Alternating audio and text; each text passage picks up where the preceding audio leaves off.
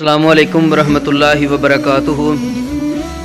मैं अल्हम्दुलिल्लाह आया वा अपनी जनाजे का नवे कोट दे अंदर ते बड़ा गंद पिया सी। माशाअल्लाह जदों ये जनाजे का बनी सी ते सारे पिंड ने अल्हम्दुलिल्लाह तावन करके ते इनू बनाया सी ते बहुत गंद पिया ते करामत अली मुगल साहब जिहड़े ने वो माशाअल्लाह सफाई खुद भी करते हैं पे और नाल करांदे भी पे ने सफाई। मेरे भाईओ ये जनाजे का ये एक ऐसी जगह है कि इत्थे सारे आना ही आना है, कोई छोटा है बड़ा है, कोई बजुर्ग है, कोई चौधरी है, कोई अमीर है, कोई गरीब है, सारे इत्थे आना है।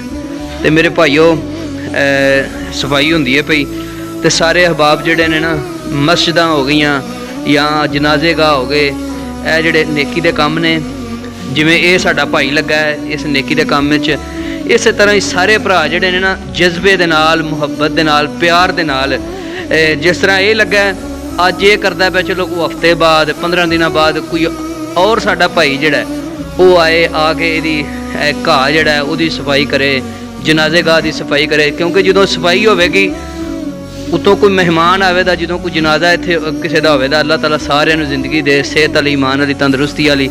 लेकिन जदों कोई दूसरा बंदा आके जनाजे गाह नूं वेखेदा, उहदी सफाई नूं वेखेदा ते ये साडे सारे पिंड दी इज्जत है अंदर।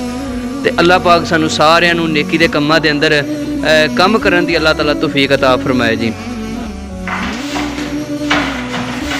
और एक गल ये भी सुन लवो कि जिहड़ा बंदा खुद नहीं ना कर सकदा, जिहड़ा आंदा वी यार मैं नहीं सफाई कर सकदा, मेरे कोल इन्ना टाइम नहीं है, वो इस तरह करे कि किसी बंदे नूं दिहाड़ी दे, दिहाड़ी एक दे ते उहदे कोलों एक दिहाड़ी लवा के ते सफाई करा लवे, एक दिहाड़ी च सफाई हो जाती है।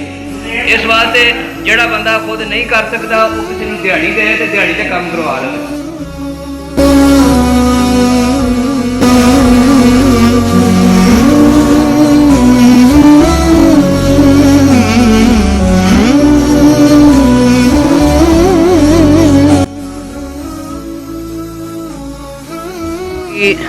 जिहड़ा बंदा कोई तावन करना चाहता है वो करामत अली मुगल साहब नूं जाके मिल सकता है, क्योंकि उन्हें बंदा लाया है तो वो लगदे हथ जिहड़ा ना सारी सफाई हो जाए।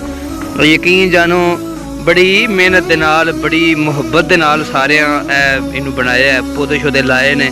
लेकिन हुण इस टाइम जिहड़ा ना बड़ी बहुत ज़्यादा सफाई की जरूरत है। देखो ना सारा गंद पे है।